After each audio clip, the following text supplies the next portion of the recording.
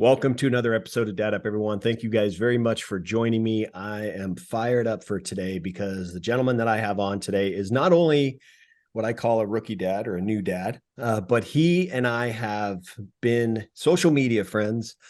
Even though we lived in the same state, almost near each other, he and I have been social media friends now for probably 2 years, Ian, something like that.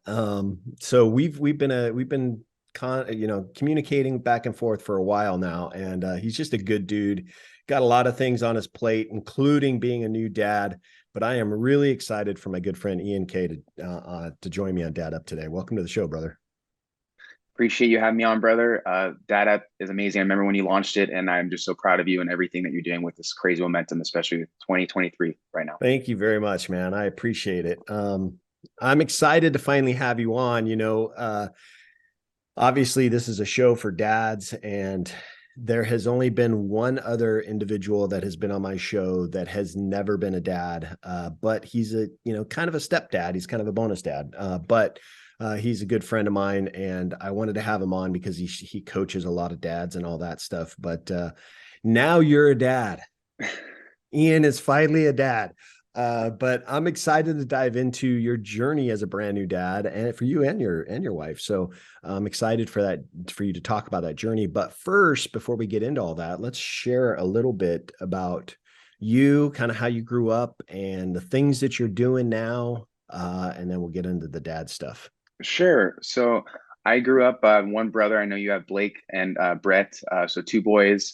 I grew up in Southern California and had a pretty good childhood for the most part. But for me, a lot of my childhood was dealt with going into doctors' offices.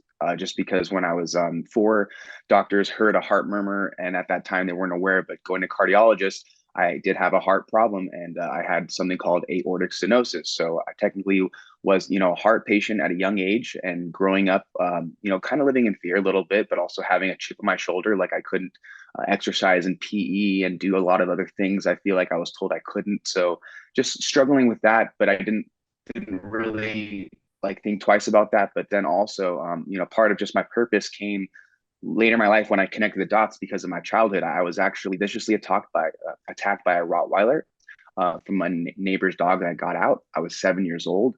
So, right when that happened, I survived the incident, but the trauma really shocked me, and I was put into a state of pretty much vulnerability and a victim mindset. So, if it wasn't for my support system and my family, my loving parents, going to therapists and psychiatrists and stuff, I wouldn't have been able to be at a better place when during my childhood. So, that when that happened to me, pretty much this inner child and this vivacity for life pretty much was almost robbed from me. So at a really young age, that near death experience gave me a lot of, I feel like it was a gift and I didn't know it yet.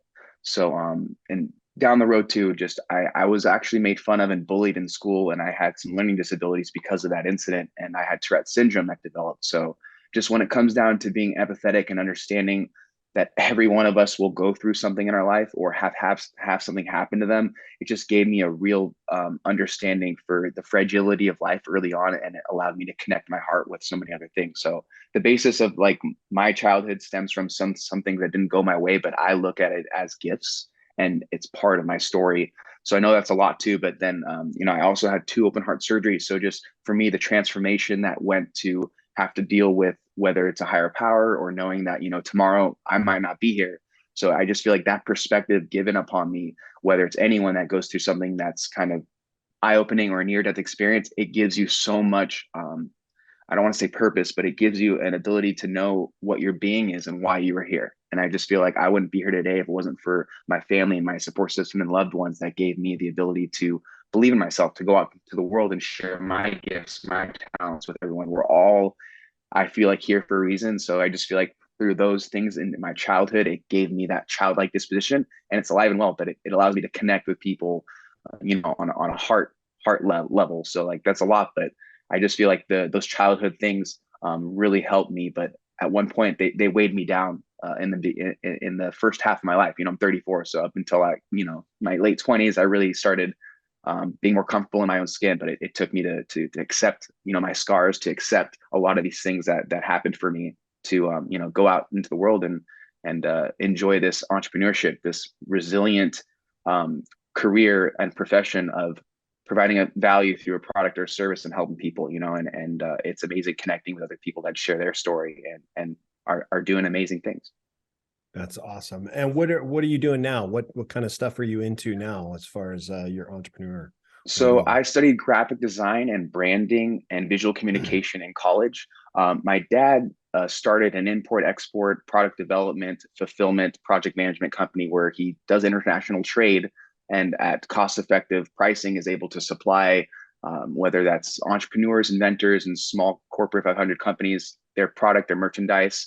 So like I always knew I would contribute to that business, but I also wanted to do something for myself. So I studied how I could design packaging and really be really good with being a product manager. And I've been very fortunate to do that. And when I did join the business with my brother, I know what nepotism is and everything, but we were handed a broom and an ability to learn how to drive with a forklift and work our way in the warehouse to earn respect and to learn ground up, operations, business development, front end, dealing with clients, going to trade shows. So I'm very, very appreciative of being well rounded, of growing up with my biggest mentor, who is my father. And,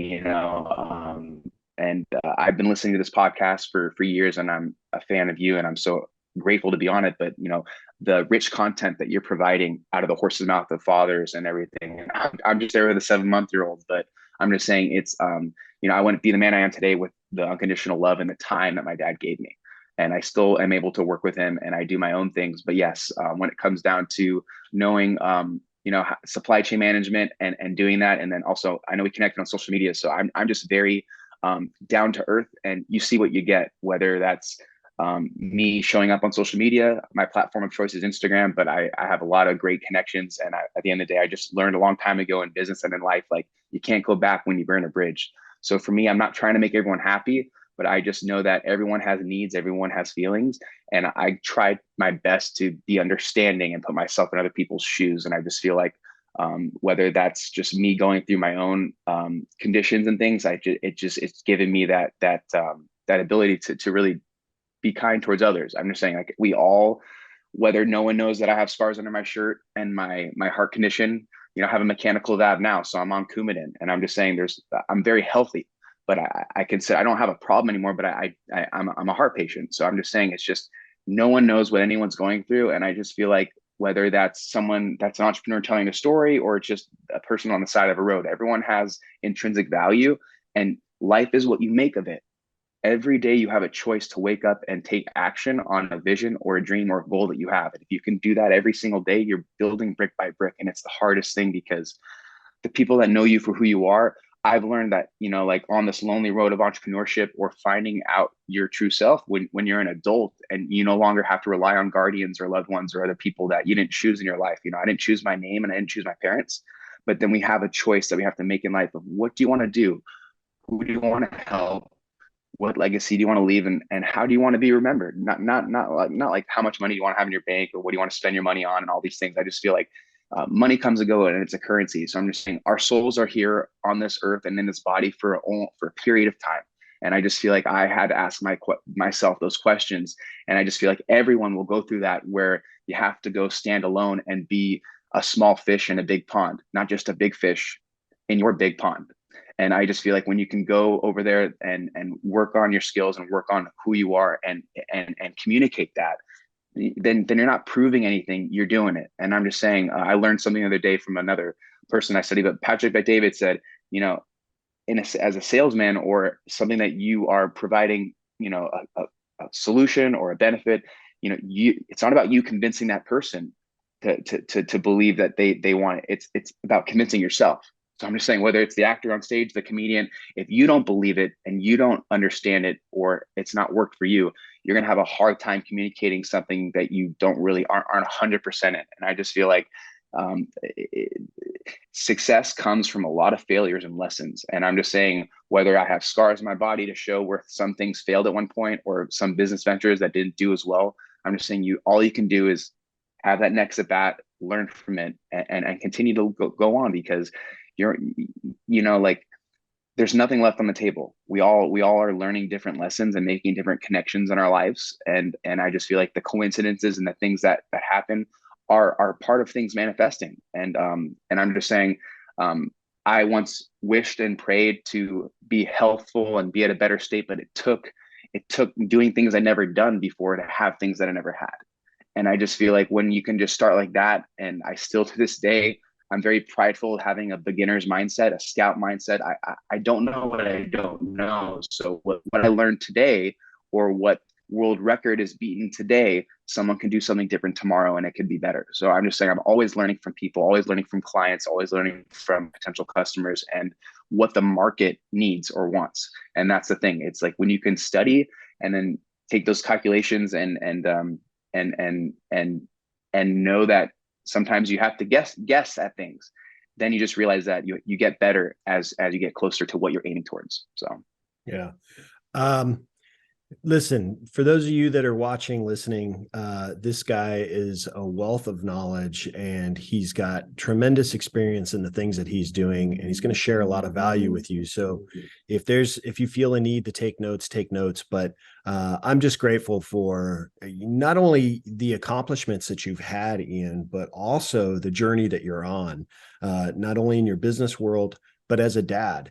For someone that has faced trauma in his life and faced worry and the sorts of things that really kids shouldn't have to go through, to be the person that you are today is not only a testament to your determination and your drive, but also to your family, to your support system, as you said. It's amazing. So thank you for sharing that. thank You you. have a 7-month-old baby girl. She's beautiful. You guys are very lucky and very fortunate. I think about the traumas that we face as kids. Some kids go through more traumas than others, but you're sharing a story of, essentially being attacked by this dog when you were younger.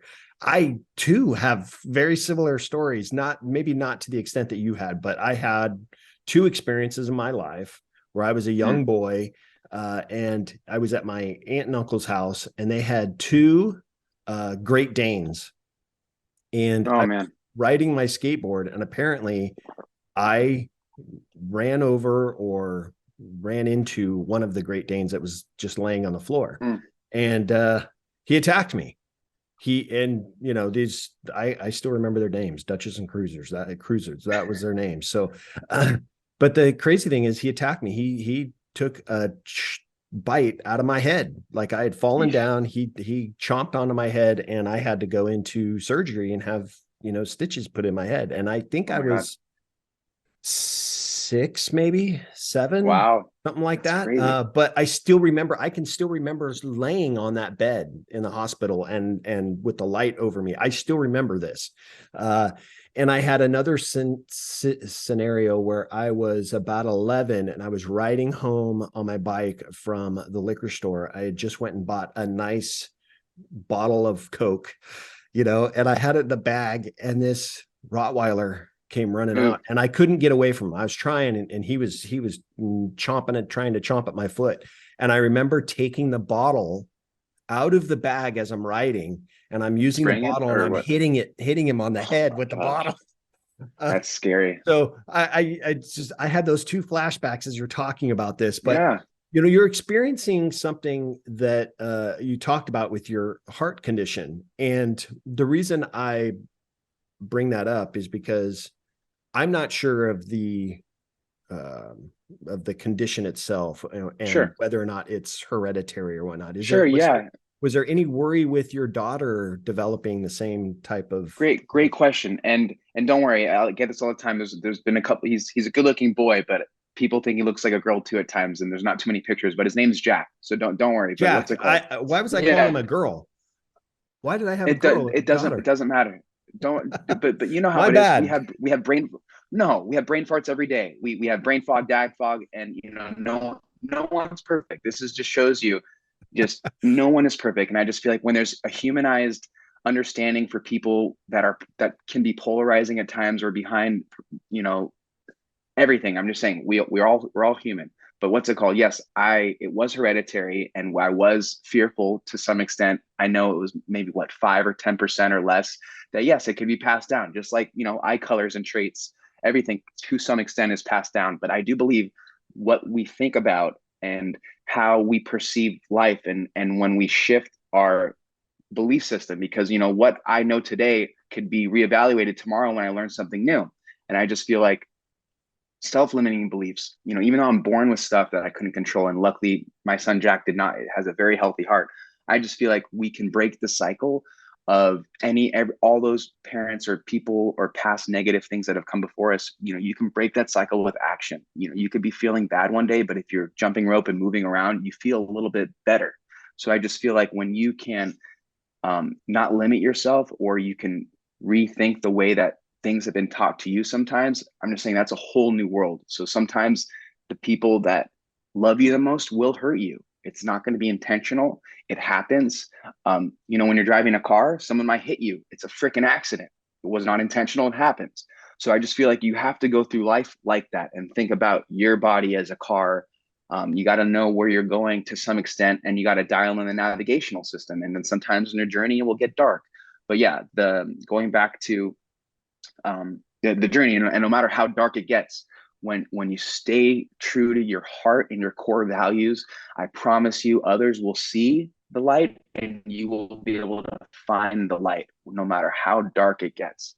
I've been there, and I've been hopeful, and my head still been above the water when many times I thought I was drowning. But yes, aortic stenosis, it's a congenital heart defect. My valve, a normal aortic valve looks like a Mercedes sign. So I'm very healthy with my heart, and I don't have heart disease, but I technically have a congenital heart defect. And when I was 14, they did a surgery that they took tissue and just made scar tissue out of my own third leaflet. And that lasted for 10 years. But then at 26 or 25, I had my other surgery that they cut it out and put a mechanical valve in it. So you can literally hear my valve tick, and it sounds like someone is either, cutting a nail clipper. And it's really cool, but it's a reminder of like, I'm human. I hear my heart, and I'm more in tune with it. But I was fearful to have, knowing my offspring could have a heart defect, but luckily, no risk, no reward, and it wasn't there. But every parent is going to have their own set of circumstances to deal with, and there's no manual to being a parent. At one point it becomes history because you have your kid, but it's like there's no manual. And I just feel like for me, it really gives me an understanding like, dang, like this is what our ancestors, this is what all my family and people have been doing for tens of thousands of years before hospitals, like people helping, whether that's nurses or midwives. Like obviously there's people that come to help deliver babies. So I'm just saying, like, just in life, there's going to be so many other things that happen. And sometimes you need to learn how to cry or ask for help, and or just let the help come. And it's the hardest thing. I like to say, it's like when you're an entrepreneur, you want to go out there and you want all the hype and you want all this stuff, and the attention and hype doesn't last as long as loyalty, trust, credibility, and respect. So I just feel like, what do you want? And I'm just saying, when you're an entrepreneur and you open up, you have open arms, you can receive. But if you're closed off and you're not willing to receive hugs or accept, you can't provide your talents, your wants, your intentions to the world. And it's the hardest thing to do, but like knowing that law of reciprocation and then also giving, it's the hardest thing. But it's like a skill set of lifting muscles in the gym. The more you do it, the more you're aware of it, the more you kind of like the soreness, and the more that you're improving and building upon. Like at the end of the day, it's always improving and building upon, because until we're in the ground, or until our feet and our head is up and we're laying there and we're resting in peace, like it's not over. And I just feel like now I have so much more purpose now, being a father of a 7-month-old, and just seeing my roles and my dynamics change with my wife being, a mom, and me now having the title of being a father. It's crazy, but I'm very humbled, and I've realized real quick, just like with other titles that I've carried, whether that's warehouse manager, janitor, and other things, at the end of the day, you have to define the title, and you have to provide those duties and responsibilities, and don't get caught up on words and definitions and titles and merits and rewards and stuff. It's about knowing that you're doing the work, that you can pat yourself on the back if you're not going to post it on social media or show it to the world. Because I'm just saying, you know how it is. There's almost more that goes into launching a product behind the scenes before everyone sees it. And it's the same thing with building your business, building your understanding of your networks. You know, not everything's out there, and I'm just saying it's very special to know what to tell and what to give to people. And then some things, you know, I just value my private life.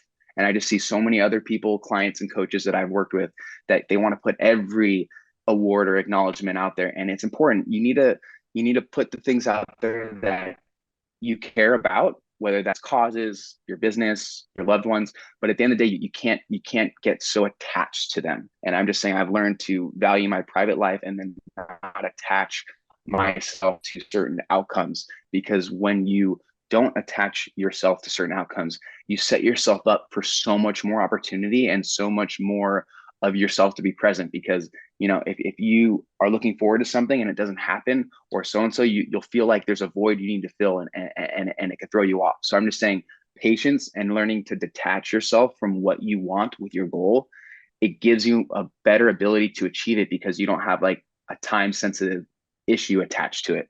Yeah, I'm just saying, growing up, I was always ADD. I had the learning disabilities, and I feel like it was from the trauma and stuff and other things, because it wasn't there really when I was before 7, but like 10. So I'm just saying I really had to learn how to slow down. But it was my gifts, all the things that I couldn't focus on. And I was on Ritalin when I was younger. I'm off of all those medications ever since almost my second year of college. But the point is, it's like, you know, I couldn't focus at one point, and now I'm hyper focused with certain things, and I'm aware, and I have to block out certain things. So I'm just saying, it's just, I tell everyone, don't let your weaknesses hold you back. Like, I promise you, like, those weaknesses are traits that make you unique.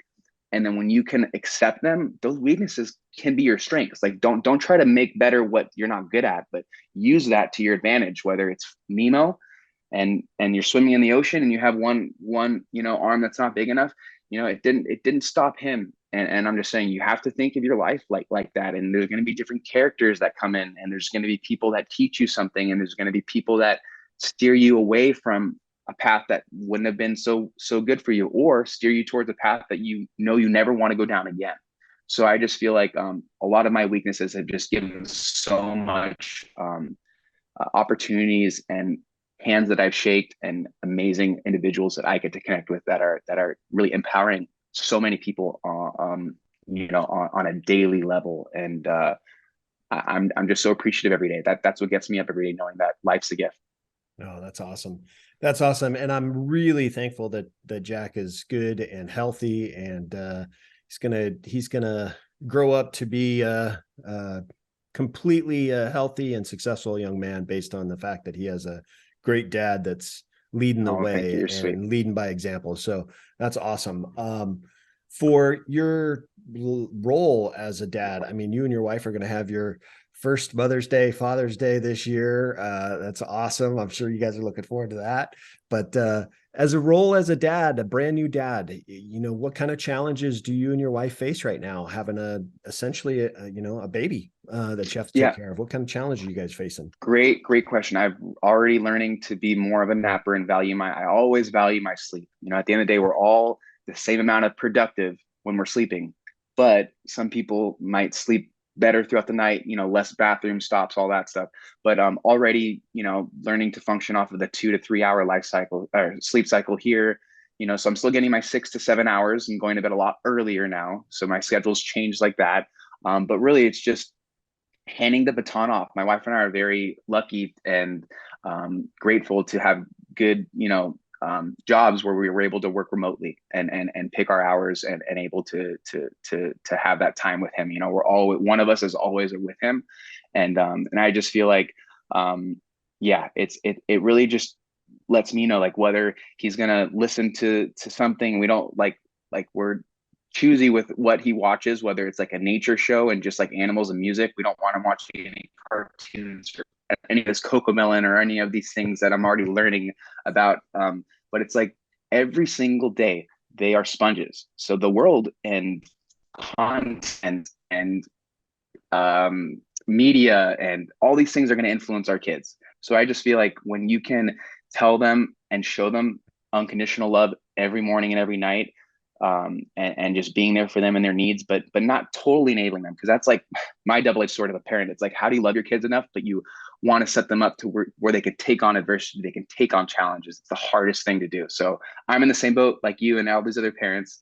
But yeah, like other than managing the sleep and just making sure that like his little needs are met, it gives me so much rewarding and more fulfillment. But it is tiring. But I'm just saying, it makes me feel like, how do we not have another kid now? The fact that we know all this like information and this like amazing things of like, it's all this knowledge, but no, but yeah, like other than the sleep and getting more of that, changing my schedule around, I understand that all my own parents, like that's what you do. Like when the kids come, the dynamic changes and all these changes are good. Change is the constant thing that is guaranteed in life. Change will always happen, but are you going to evolve with the change, or are you going to come up with excuses, or are you going to live in fear? And I just feel like one of my gifts and one of my things that I want to help people is rid them of living in fear. Facing my fear of the Rottweiler and overcoming my own fear of all dogs. Because I had to know at the young age that that dog was beaten and it was a mean dog left in a cage. It never was out and about being walked in a friendly dog. And like people, you can train a person or a kid to God forbid, to shoot a gun. So I'm just saying, people and animals, you can train them to do things. So when you realize that the animal or the thing is a product of their environment, of the way they were raised or shaped, like you can't blame that animal. So I didn't blame. I did live in a blame of fear, shame, and justification. But it took me my adolescence, my teen years, to just have a happy-go-lucky disposition and not blame that dog anymore. And still, a lot of my friends are like, "How are you not afraid of dogs?" I'm like, I just like how does the guy that you see on Shark Week that doesn't have an arm and a leg go swim with sharks still? He's living his life to his fullest, and like it's a choice to not live in fear. And I just feel like the person that chooses not to live in fear is setting an example and a precedent for other people to live their life shame free. So I just feel like, whether the scars on my body, and I did go through a little bit of body dysmorphia, emotionally eating when I was younger and having Tourette syndrome. That's how I coped with it. Was overeating, and then I realized my cholesterol was going up, so I had to get more heart healthy. And then I had arrhythmia, and I had my first surgery at 14. But I just feel like, for me too, it's just like not comparing yourself, and helping my clients just realize like, hey, this is the body you're born in. And some things, other than your diets and what you're doing, like you can't compare yourself, but you have to, if you don't like the way you look, get to a better state with how you feel. Because, at the end of the day, if you can wake up every day and live your life without a mirror, I think you'll be happy, right? So like, like there's just so many other things that you have to think about. And like I said, I know everyone is battling something that you don't understand to some point, and I've been there. So I just feel like it's, how do you talk about your story but never just make it about you, and how can you impact other people every day? And I just feel like when you can do that through creative means, or through the platform and the amazing dad up community that you're constantly pouring into, Bryan, you're one of the top coaches for a reason. So I just I appreciate you, and I just know when you pour into people, it resonates, and it doesn't leave them. They don't forget it. It's like a bad movie or a nightmare dream. Like, it kind of happened, and you don't forget about it, but it's there. Yeah, absolutely. Well, enjoy lack of sleep. It will carry for a while. But as a dad of now, two boys that are in their 20s, I have to tell you, and I'm sure that there's a million people that have told you this, but buckle up, because it goes fast. Mm, And you're talking about, you're living each day to the best of your ability, and you're remembering that little one that you have to take care of now, and showing him what it means to be a dad, what it means to be a parent, and also what it means to have success and be happy. And the fact that he's watching you, even at 7 months old, the fact that he's watching you do these things, he's catching all that. So just keep doing what you're doing, man. I think that you have the right mindset to be a great dad. And it sounds like your wife has the right mindset to be a great mom. And what you provide for that baby is just going to help him succeed in life when he starts to get older and life really hits him on the chin. So keep doing what you're doing, man. I think it's great. I think it's amazing to be a dad again. I just go back and think about the times when my boys were younger, and I do miss those ages, where they were younger and we were having to care for them more. Holding them with Right. one hand and one arm, right? Right. I can only imagine. I mean, my older son, he was born 6.5 weeks premature. He was Wow. barely 5 pounds. And so he was a bigger baby, but I remember, when he was born with one lung that wasn't working. He Oh had to my go in God. the NICU. He was on what they call an oscillator, which is basically life support to help him breathe because he wasn't strong enough to breathe. And I just remember walking into the NICU to see him every single day, and he has all this equipment all over him, and his veins were so tiny they couldn't get an IV in his wrist or his arm, so they had to put it in his head, those kind of things. And to see your child, and you just want to do everything you can do to take your child out of that situation and put yourself there instead. Mm, It's this love that we have for our kids that causes us to protect them and mm, want to be that protector for them and take the pain away for them. And sometimes we can't do that. And that's going to be mhm. your struggle, Ian. You're Yep. such a devoted, dedicated dad and understand the importance of being a good dad, that you're going to struggle with that. You're going to see Jack as a teenager really struggling with something or in a Mm. lot of pain, and you're going to want to take that from him. And sometimes that's necessary, and sometimes you have to let him go through it, because that's what causes him to grow and learn and adapt to challenges that may come his way that put him in a uncomfortable situation. But seeing my boy like that for 2.5 weeks was probably the toughest moments of our lives, my wife's life, my life for sure. Just seeing our boy like that, but knowing that he came out of it healthy and great, and he's 6'3" now and just thriving. I mean, we go through that as parents, and unfortunately you kind of talked about it. It's going to come, something's going to happen to where you have to learn to accept it and bulldoze through it, move through it and get past it. Or you can, like you said, you can make excuses. And But exactly. Or like you're saying, like as a parent, you're not going to be able to rid them of the pain or take it away, but you can hold their hand during it. And it's Mhm. like the hardest thing because like that time's going to come to me, and it makes me think like my parents. I remember them crying because they couldn't control it, and when they finally realized that I'm healthy after my other surgery, and still to this day taking care of myself with diet, exercise, and other stuff, they know that I've fought for that, and I'm just saying like I am going to have to experience that, and every parent experience that. I mean, every person's life has the good moments, and that's the thing. There's the bad times come too, and you have to be present for those moments too. But you have to realize like you, you're not going to be able to save or help your kids all the time the way you want them to, and sometimes you're going to have to do it from afar or hold their hand through it, not like heal them and take it away. And that's the thing, it's the hardest thing. You got to have faith. You have to have faith. It's not even whether it's religion for you or something, but you have to have faith in the power of prayer, or the power of that thing manifesting that you really want to happen. And I learned too, it's just people make a difference, whether it's the doctors, whether it's just technology, whether it's just angels and good people that just come into your life when you least expect it, but you've been like needing it. And I'm just saying, the person, I wouldn't be here today because my neighbor Ruben Polito Jr. He saved my life. He did a jujitsu move, a full or a half Nelson, and choked that Rottweiler off of me and made it unconscious.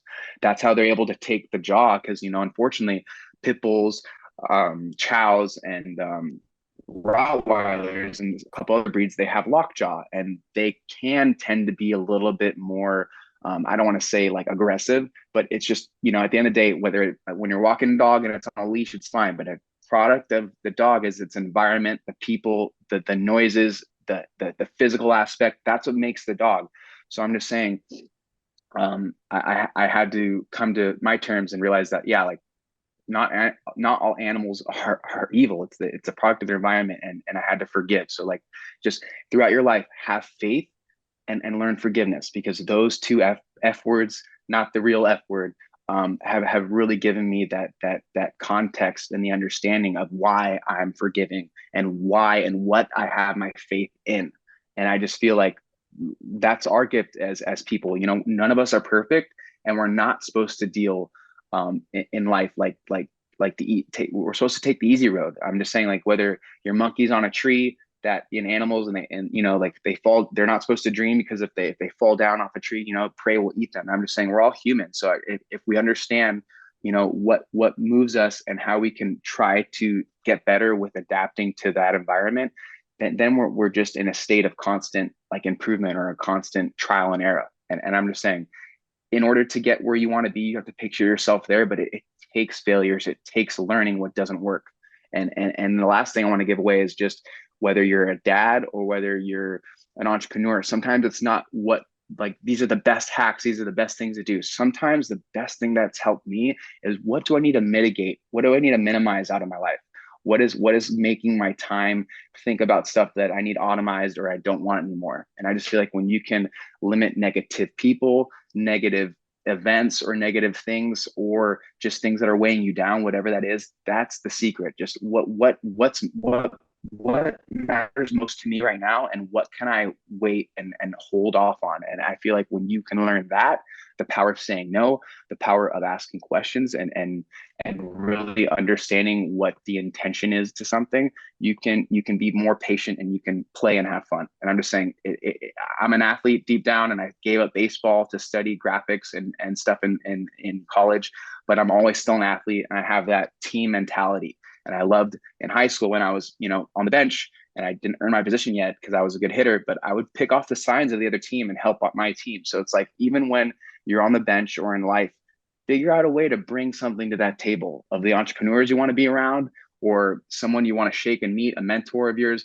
Just figure out a way to bring something that contributes to the table, and other people will see what you're doing, and they'll know that they're in your corner. And I'm just saying, there's just, whether it's me and you, Bryan, the relationship that we have, and so many other people, it's just, we all have so much more in common than not, whether you're a dad or whether you come from something, or and I just feel like, you know, we're all here to coexist. So when we can, each one of us, share our story, but know who it is that we're serving, knowing our community of dads, and I'm just saying, like, it's an amazing thing. Like, you think all this that you're doing and that I've been able to do throughout my career, it happens by accident. It's intentional, and it's layered, and the foundation is built.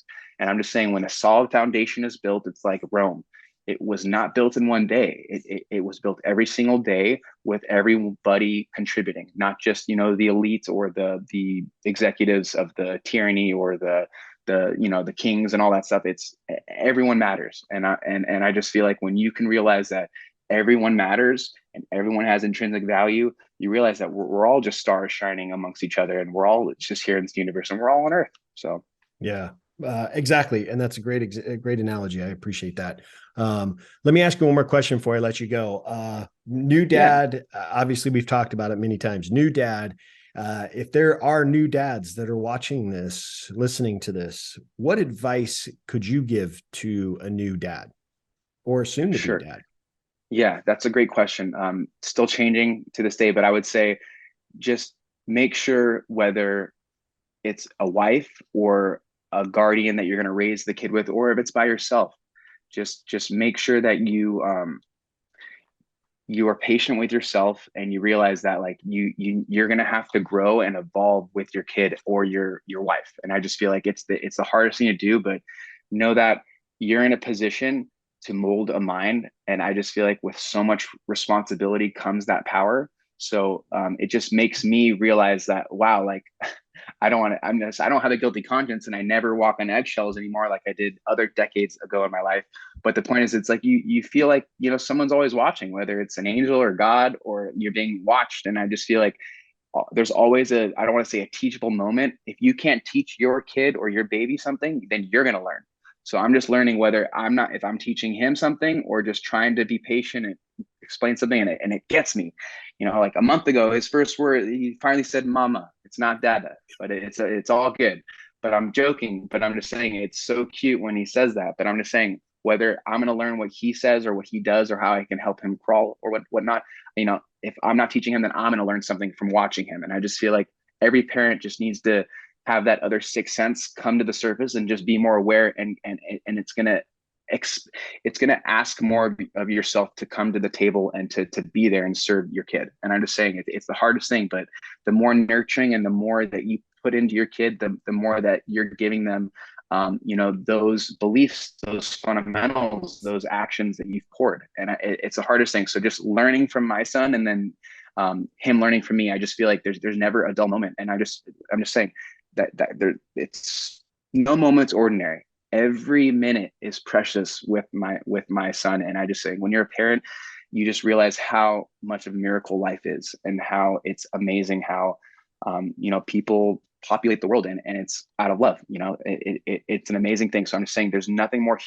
understanding what it is, I feel like, to be a person when you realize like you make one, and it's beautiful. But with beauty comes ugliness, and comes smelly diapers, and comes a lot of other great stuff. But it's all worth it. And at the end of the day, you know, they're gonna be able to flush and wipe eventually. And I'm just saying it's at the end of the day, we as parents bring our kids into this world, and I feel like the cycle of life is returning the favor. You know, our kids should be there for us, ushering us when we're not here anymore. And that's how you become a good ancestor, and that's how you fulfill your duty as a person. It's not just about legacy, but when you can pour everything into who, you know, is your offspring, I just feel like that's a success. And don't ever compare your success or your business or your things to other people, because everyone's different and we all have different needs, wants, goals, and gifts.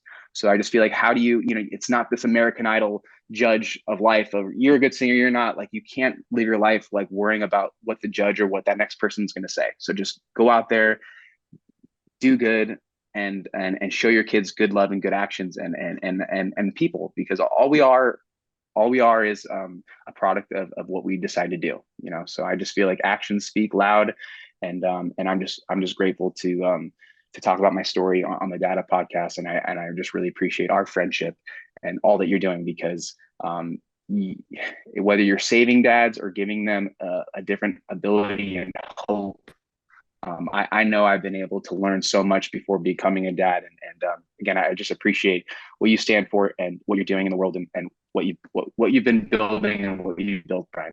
So thank you for that. Thank you.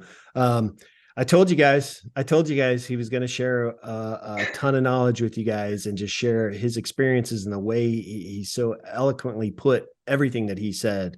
I hope you guys enjoyed that. But Ian, you're a stud, man. I appreciate not only our friendship, but I appreciate the fact that I already know now that you're going to be an amazing dad, and your kid's going to grow up and just have an amazing mom and dad to support him throughout life. And I just am excited that you were able to share your story, your journey on the Data podcast. And I appreciate you and our friendship. So thank you very much for being on. But I want to give you one last moment to let anybody know where they can find you, reach you, or learn more about you. Sure. So I'm really active on a couple different platforms, but I love Instagram. My username is IanGK. That's IANGKAY. If you need help with whether it's nutrition, some cool workout plans, or just, you know, a personal development coach that wants to make sure that you can hit some goals in a couple months, you can check out HeyCoachK.com. That's HeyCoachK.com. And again, I can't thank you enough. Like, I consider you a friend, but a mentor of mine. And you're an amazing coach and father. So if there can be other fathers that go into that example, whether that they can be a good coach and a good dad, I'm just saying it speaks for itself. So awesome. Appreciate it. Awesome. Well, thank you again, brother, for being on. And I look forward to continuing our friendship. Likewise, keep the dream alive, and keep having amazing guests and talent on Data, man. Thank you very much. Well, listen, guys, this has been another awesome episode of Dad Up. I hope you guys enjoyed it. Make sure you guys are checking out Ian K on his social media platforms. I'll put all the links in the show notes, but make sure you guys are checking out what he's doing. And if you guys need any help, whether it's fitness or life coaching, any of that type of stuff, please be sure to reach out to Ian. He's very active on social media. He'll respond to you. So make sure you're doing that. And if you have not yet subscribed to my podcast or my YouTube channel, make sure you do that so you don't miss any of the awesome guests that I have on each and every week. And as always, I look forward to seeing you all on the next episode of Dad Up. Wow, another amazing episode in the books.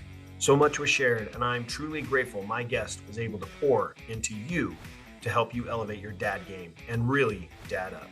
Make sure you bang that subscribe button so you don't miss a single episode. And while you're here, please don't forget to leave me a rating and a review. I always appreciate the feedback. And one last thing, don't forget, your role as a dad is one of the most important roles you have. So if you need a little help or have questions, don't hesitate to reach out to me on my website at daduptribe.com or at my Instagram page at Dad Up Podcast. Until next time, everyone, Dad Up.